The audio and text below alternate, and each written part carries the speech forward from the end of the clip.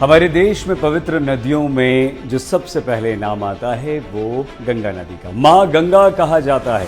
2500 kilometre लंबी गंगा नदी 40 करोड़ से ज़्यादा लोगों की प्यास बुझाती है। लेकिन अब एक खबर ऐसी आ रही है परेशान करने वाली कि गंगा नदी सूख सकती है। कैसे, बताते हैं आप। गंगा नदी को गंगोत्री ग्लेशियर से पानी मिल रहा है, लेकिन ग्लेशियर खतरे में है। 87 सालों में 30 किलोमीटर लंबे ग्लेशियर में से 1.25 किलोमीटर का हिस्सा पिघल चुका है।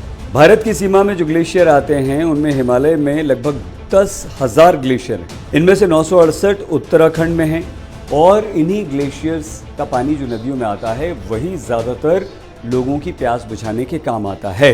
जैसे गंगा नदी, घाघरा नदी, मंदाकिनी, सरस्वती जैसी नदियाँ मैदानी हिस्सों में बहती हैं, ग्लेशियर्स का पानी इनमें आता है और ये आपकी हमारी प्यास बुझाती है।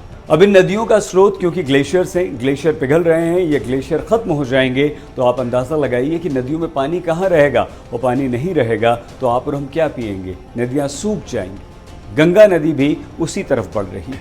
अब ये ग्लेशियर क्यों पिघल रहे हैं? सबसे बड़ा कारण टेम्परेचर, तापमान, ग्लोबल वार्मिंग, इसके कारण ग्लेशियर पिघल रहे हैं। कुछ और बातें आपको बताते हैं। 1935 से 2022 तक गंगोत्री ग्लेशियर के मुहाने वाला हिस्सा 1700 मीटर यानी 1.25 किलोमीटर पूरी तरह से पिघल चुका है।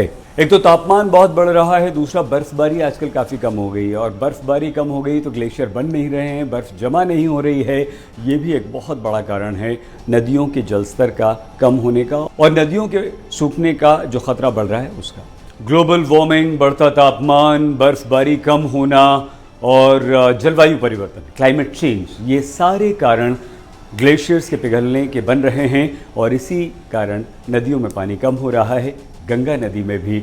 और आप और हमें पीने का पानी नहीं मिल पाएगा आने वाले कुछ वर्षों में।